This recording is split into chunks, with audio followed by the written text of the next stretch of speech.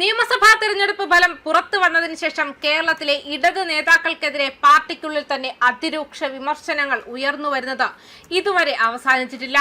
മുൻ മുഖ്യമന്ത്രി മുതൽ പല വകുപ്പിലിരുന്ന മന്ത്രിമാരെ ഉൾപ്പെടെയാണ് നേതൃത്വം അടച്ചാക്ഷേപിക്കുന്നത്.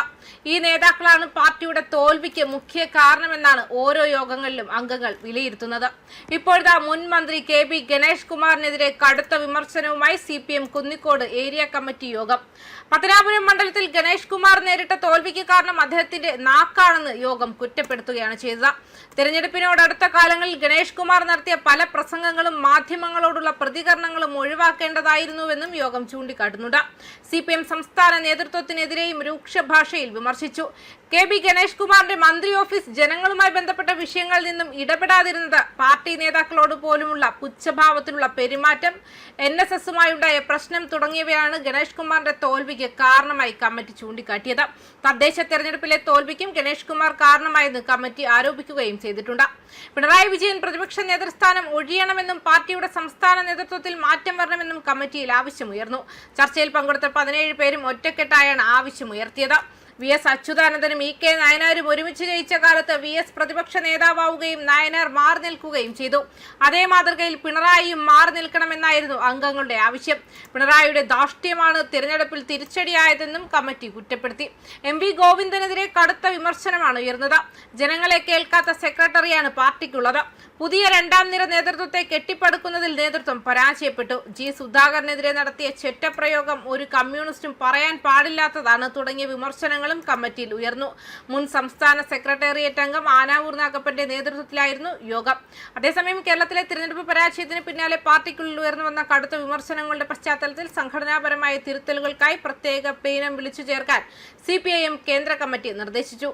തെരഞ്ഞെടുപ്പിലെ കനത്ത പരാജയം വിലയിരുത്താൻ ഡൽഹിയിൽ ചേർന്ന 3 ദിവസത്തെ CPIM കേന്ദ്ര കമ്മിറ്റി യോഗത്തിലാണ് കേരളത്തിൽ പ്ലീനം വിളിക്കാൻ തീരുമാനമായത്. താഴെത്തട്ടിലെ വികാരം ഉൾക്കൊള്ളുന്നതിൽ സംസ്ഥാന നേതൃത്വത്തിന് വീഴ്ച പറ്റിയെന്ന വിലയിരുത്തലിലാണ് കേന്ദ്ര കമ്മിറ്റി. കേരളത്തിലെ തോൽവി സംബന്ധിച്ച് സംസ്ഥാന നേതൃത്വം നൽകിയ റിപ്പോർട്ട് പോളിറ്റ് ബ്യൂറോയും കേന്ദ്ര കമ്മിറ്റിയും തള്ളി. കീഴ്ഘടകങ്ങളിലെ പ്രശ്നങ്ങൾ കൃത്യമായി വിലയിരുത്താൻ നേതൃത്വത്തിനായില്ല. പാർട്ടിയുടെ കീഴ്ഘടകങ്ങളിലെ ജനവികാരം അറിയുന്നതിൽ നേതൃത്വം പരാജയപ്പെട്ടു. സർക്കാരിന്റെയും പാർട്ടിയുടെയും ശൈലിക്കെതിരെ ജില്ലാ ഏരിയ കമ്മിറ്റികളിൽ രൂക്ഷ വിമർശനമുയർന്നത് ഗൗരവത്തോടെ കാണണം. അടുത്ത മാസം ചേർന്ന് സംസ്ഥാന സെക്രട്ടേറിയറ്റും സംസ്ഥാന കമ്മിറ്റിയും പ്ലീനത്തിനായുള്ള രൂപരേഖ തയ്യാറാക്കും. തിരുത്തൽ നടപടികൾ എങ്ങനെ വേണമെന്ന് പ്ലീനത്തിൽ വിശദമായി ചർച്ച ചെയ്യും.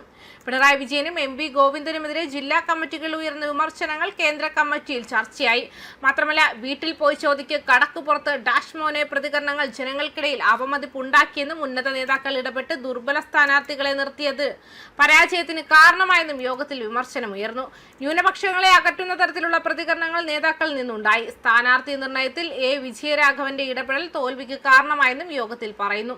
യോഗത്തിൽ വിനോയ് വിശ്വത്തിനുമെതിരെയും വിമർശനമുണ്ടായി. മലപ്പുറം ജില്ലയിൽ CPIക്ക് ഉണ്ടായതും കനത്ത തോൽവിയാണെന്നും ആക്ഷേപമുയർന്നു. എന്നിരുന്നാലും തെരഞ്ഞെടുപ്പിൽ കേരളത്തിലേറ്റ പരാജയം കനത്ത തിരിച്ചടിയാണെന്നും പാർട്ടി ഇത് അതീവ ഗൗരവത്തോടെയാണ് കാണുന്നതെന്നും CPM പോളിറ്റ് ബ്യൂറോ അംഗം MA ബേബി വ്യക്തമാക്കി.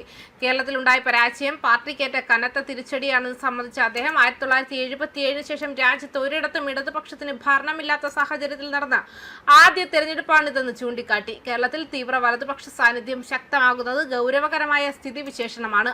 രാജ്യത്തിന്റെ പല ഭാഗങ്ങളിലും BJP ശക്തി പ്രാപിക്കുമ്പോഴും തമിഴ്നാട്ടിൽ അവർക്ക് വലിയ തിരിച്ചടി നൽകാൻ സാധിച്ചു. കേരളത്തിലെ പരാജയത്തെക്കുറിച്ച് പാർട്ടിയും മുന്നണിയും വിശദമായ പരിശോധനകൾ നടത്തി വരികയാണ്. ഭയരഹിതവും സ്വതന്ത്രവുമായ ചർച്ചകളാണ് പാർട്ടിയിൽ നടക്കുന്നത്. വിവിധ സംസ്ഥാനങ്ങളിലെ തെരഞ്ഞെടുപ്പ് റിപ്പോർട്ടുകൾ വിശദമായി ചർച്ച ചെയ്യുന്നതിനായി ജൂലൈ മാസത്തിൽ പ്രത്യേക കമ്മിറ്റി യോഗം ചേരും. നിലവിലെ സാഹചര്യം ഉണ്ടാകുന്നതിൽ തെരഞ്ഞെടുപ്പ് കമ്മീഷൻ സ്വീകരിച്ച ചില നിലപാടുകളും കാരണമായിട്ടുണ്ടെന്നും അദ്ദേഹം ആരോപിച്ചിട്ടുണ്ട്. ന്യൂസ് ഡെസ്ക് കർമ്മ ന്യൂസ്.